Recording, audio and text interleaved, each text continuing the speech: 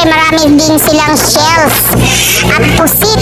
Naku, ang daming choices talaga guys. Hindi po si Mami Sara sumama kasi nakatulog pa ho si Amara. Wow, ang daming shrimp, ang lalaki.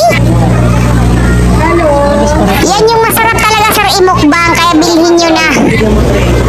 Adobo. Ayan, yung malaki yung adobuhin nyo para mabilis makain. Malaki?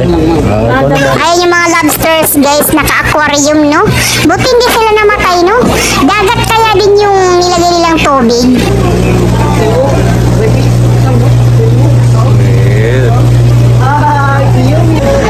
Wow, ang tataba din ng mga alimango. Pero syempre, iba yun naman yung pinagtripan ni service dito, yung maliliit na shells.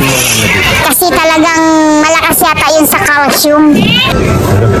Sir, big size. Hi, sir.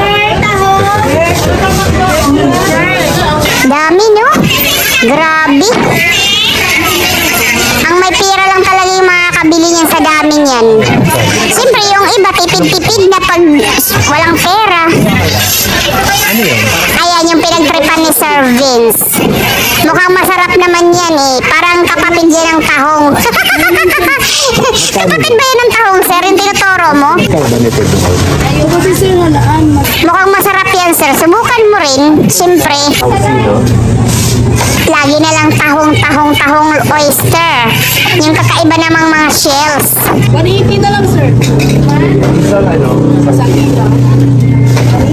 Tapos, do you want tahong, habibi? Hoy, habibi daw.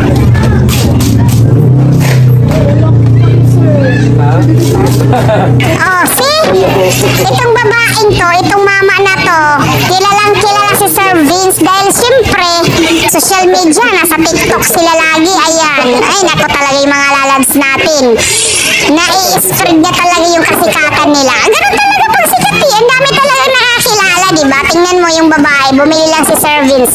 Sabi niya, sir, kilalang kilala na kita. Kulang na lang sabihin, magpa-picture ako, sir. Pero siyempre, siguro si Aling mama, siyempre, nahiya siguro kasi binilhan pa siya tapos i-istorbuhin pa siya magpa-picture. Pero mag-picture po kayo. Naku, ang bait naman ni Sir Vince para hindi pumayag mag-picture. Lahat naman po sila talagang mabait na mabait. Sabihin mo lang mag-picture ka. Siyempre, idol natin yan eh. Kapag ako yan, niyakapin ko talaga. Halikan ko ng mahigpit talaga. Pag lalo-lalo na si Samara Liit, sabi ni Sir Vince. O, diba?